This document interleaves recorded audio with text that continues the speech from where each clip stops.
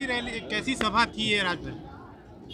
आज सरदार वल्लभ भाई पटेल एकता सम्मान समारोह का कार्यक्रम हमारे पार्टी के नेता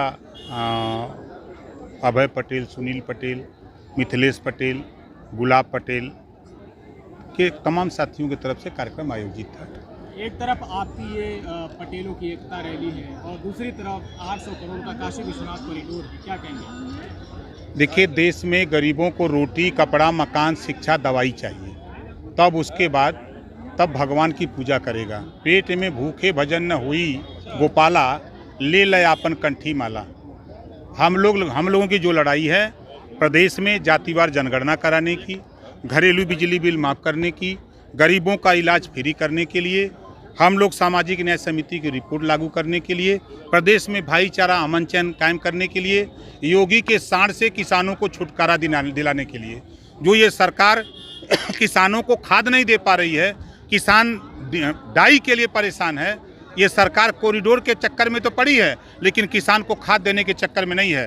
किसानों का साड़, ये योगी का साड़, मोदी का साड़, आप देखिए इस समय किसानों का अरकल है, गेहूं है, आलू है, सब चल रहे हैं। इनको ये नहीं दिखाई दे रहा है।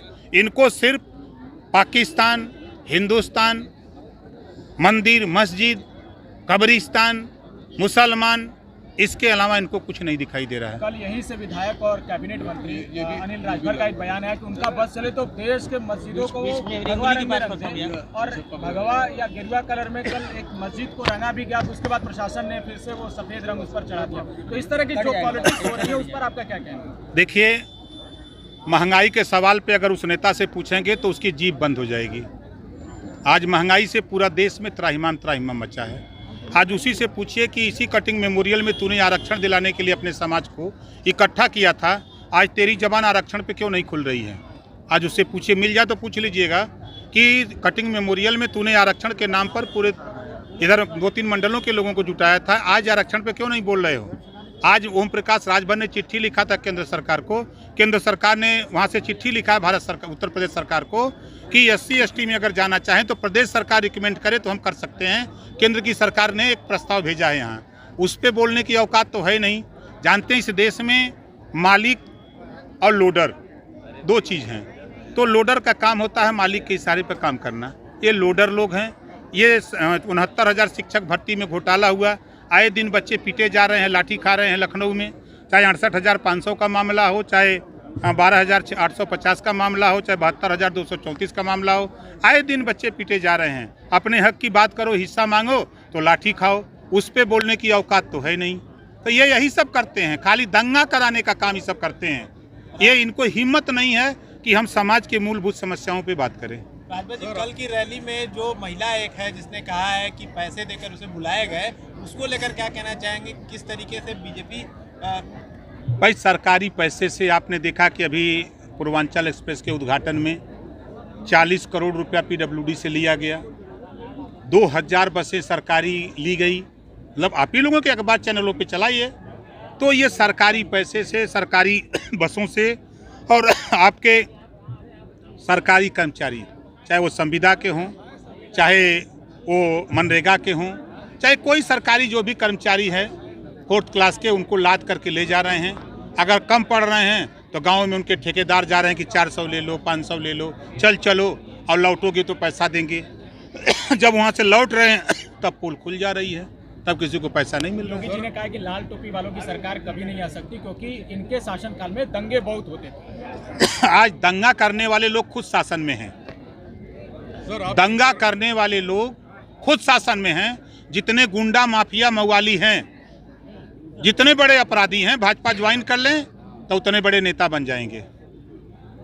अभी आप देखिए लखीमपुर खीरी, 4 किसान, 1 पत्रकार, उसके बाद 9 लोगों की हत्या होती है।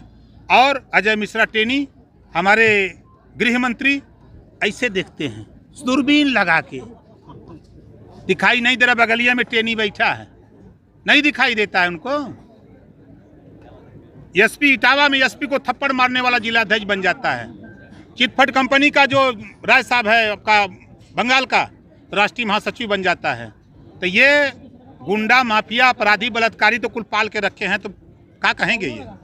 कल की भीड़ जो अखिलेश यादव की रैली में हुई थी, उस भीड़ को देख के नेट का जो कनेक्शन है वो बीजेपी की तरफ से आप लोगों का आरोप है कि रोक दिया गया। तो इसको लेकर क्या कहना चाहेंगे, कितनी भीड़ जो उमड़ रही है कि इनके नेट काटने से जनता में और गुस्सा आ रहा है। जब हमारी गाड़ी चेक किए ना, खाली हम इशारा कर दिए होते तो इन लोगों की गाड़ियाँ चेक होने लगती, जनता चेक करती। लेकिन हमने कहा कि अभी मत कुछ करो, सरकार चुपचाप मार के बनाओ। जनता बदलाव चाहती है, इनके सरकार से जनता उब गई है इनके साथ। एक आखिरी सवाल ये है कि क्या इस बार के चुनाव में हिंसा होगा, क्योंकि दोनों जो पक्ष और विपक्ष है ये आपसी टकराव की तरफ जा रहा है, तो कई लोग ये उम्मीद लगा रहे हैं कि इस बार शायद इस चुनाव में हिंसा देखने को मिले। कुछ नहीं होगा। देखिए, भारतीय जनता पार्टी चमकाइयाँ धमकाइयाँ न पाइयाँ तब भाग जाइयाँ ये भाजपाई हैं। सर, क्या आप लोगों की सरकार बनेगी तो नौजवानों को रोजगार मिलेगा? 34 लाख पद खाली हैं उत्तर प्रदेश में सरकारी, और ये सरकार 13 बार परीक्षा कराई और 13 बार पेपर लीक हो गया। ये लीकेज नहीं बंद कर पा रहे हैं अपना ये कहाँ नौकरी देंगे इन्होंने। सपा सुभाषपा को उत्तर प्रदेश में इस बार कितनी सीटें मिल रही है गठबंधन को? पूर्ण बहुमत की सरकार बनेगी। जिला गिना दूं, खाता नहीं खोलने दूंगा। राजभर जी, आप पिछले सरकार में बीजेपी का समर्थन किए तो कैबिनेट मंत्री बने, इस बार सपा के साथ हैं, क्या हम डिप्टी सीएम मुद्दों का नहीं, मेरी लड़ाई मुद्दों की है। मेरे लिए मंत्री और डिप्टी सीएम मायने नहीं है, मेरे लिए मायने है जातिवार जनगणना, घरेलू बिजली का बिल माफ कराना, गरीबों का इलाज फ्री में करना, सामाजिक न्याय समिति की रिपोर्ट लागू कराना, प्रदेश में अमन चैन भाईचारा पैदा करना, और योगी के साढ़ से किसानों को छुट्टी दिलाना। एक मुद्दा बच गया, महंगाई कितना बड़ा फैक्टर होने वाली है? महंगाई के नाम पर भारतीय जनता पार्टी की विदाई। इन योजनाओं को आप कैसे फलीभूत कर पाइएगा, क्योंकि एक तरफ कहा जा रहा है कि राज्य सरकार की जो बजट है वो काफी घाटे में है, राज्य सरकार कहीं घाटे में नहीं है, ये सब चुरा ले रहे हैं पैसा है। आप देखिए, कैग की रिपोर्ट आई 19 में कुंभ का मेला लगा, कैग ने रिपोर्ट दिया कई हजार करोड़ लोग लूट लिए, कई हजार करोड़। कोई एक विभाग बताए जिसमें ये घोटाला ना हुआ हो, लूटे ना हो, कोई एक विभाग बता दीजिए कहाँ जा रहा है। बनारस में कितने सीटों की उम्मीद कर रहे हैं? बनारस में 8 सीट है ना। हाँ, आप हमसे पूछिएगा जनवरी 15 तारीख को, जिस दिन ममता जी को ले आएंगे ना, ये 8 के 8 चापेंगे।